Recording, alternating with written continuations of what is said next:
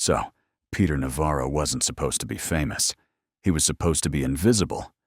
The kind of guy who wrote memos in the dark corners of DC, whispered "tariff" like a prayer, and vanished before anyone asked him a real question. But fate, or Elon Musk, had other plans. It started with a post. 1 sentence, 16 words. Navarro is dumber than a sack of bricks.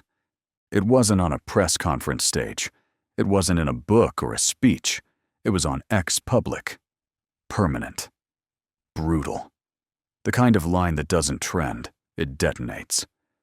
Within minutes, Navarro's name was everywhere, not because of anything he said, but because of what he couldn't say fast enough. "I have a PhD," he tweeted.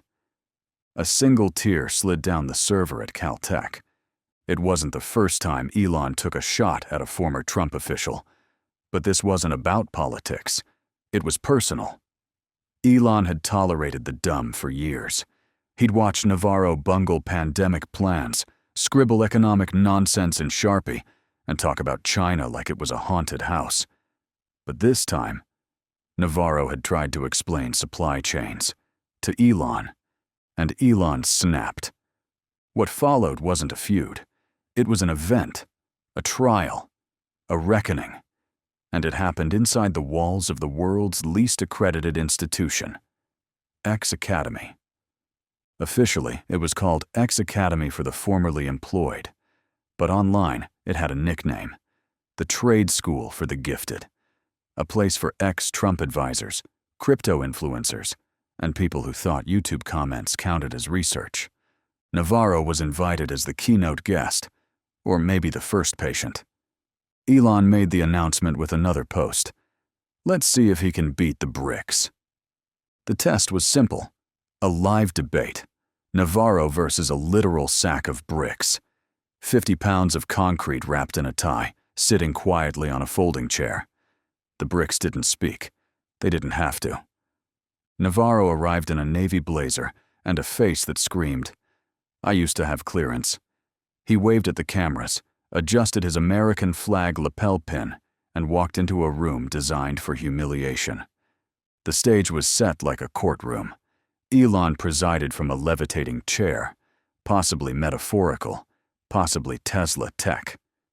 To his right, a panel of judges, a middle school science teacher, a chatbot trained on Econ 101, and a goat named Milton, who had once been featured in a meme about Austrian economics. Elon opened the event with a single question. "What is a tariff?" Navarro smiled. He'd been waiting for this. His voice oozed confidence. "A tariff is a righteous tool of economic justice," he began, "used to level the playing field against the onslaught of foreign—" The chatbot buzzed. Incorrect. Milton sneezed. The science teacher just stared. Navarro paused, unsure whether to double down or retreat. He pivoted. "I mean, technically, it's a tax on imports." The chatbot blinked green. Acceptable. The bricks remained silent. Wise. Round 2.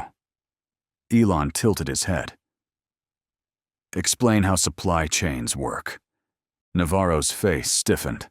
He launched into something about ports, China, and a diagram he once saw on a napkin. The explanation spiraled. At one point, he blamed Canada. Twice. Elon turned to the sack of bricks. The silence was profound, thoughtful, intellectually intimidating. The room applauded. Navarro tried to laugh it off. "So, we're applauding inanimate objects now." Elon nodded, only when they outperform. The next round was a speed quiz, basic questions. What's GDP? What's inflation? How many zeros are in a trillion? Navarro answered 2. The bricks were awarded half credit for not interrupting. At halftime, Trump called in, not to support Navarro, but to complain. "Why aren't you doing this to Fauci?" he asked. "Fauci deserves this. Fauci and maybe Rosie O'Donnell." Elon didn't respond. He posted a poll instead. Should Navarro be allowed to continue? The results came back 92%. No, 7% maybe, and 1%. What are bricks? Navarro begged for one more shot. A final round. A written essay titled, "What I Would Do Differently in a Global Trade War." He submitted it in crayon. The panel didn't even read it. By the end of the event, Navarro wasn't just losing. He was learning what it meant to be outgunned by construction materials. The sack of bricks had a fan club. Navarro had a GoFundMe.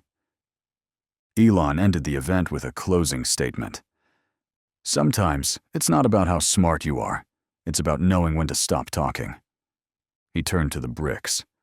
Thank you for your service. They bowed.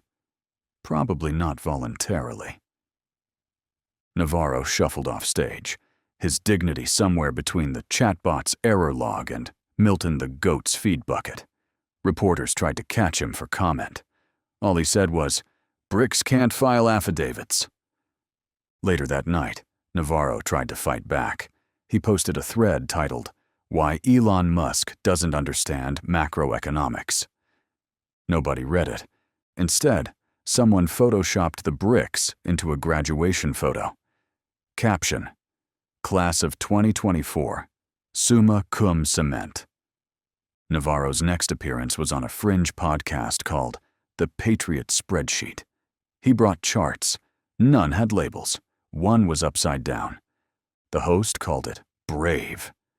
Elon didn't respond directly. He just updated his ex-bio to brick sympathizer.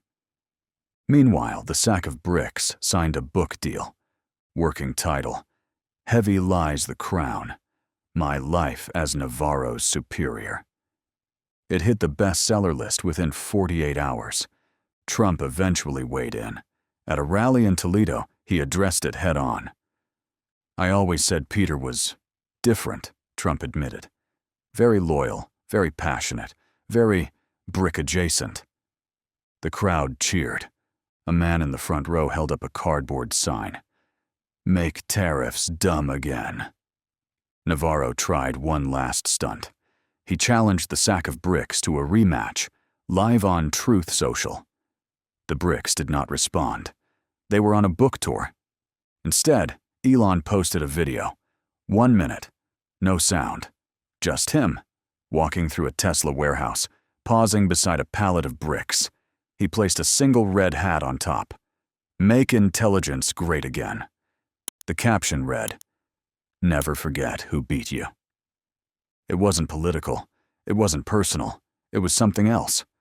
Ironic. Because in the end, Navarro got what he always wanted. Recognition. Headlines.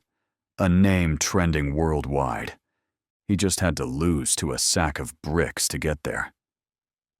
This is the irony. And that's the irony.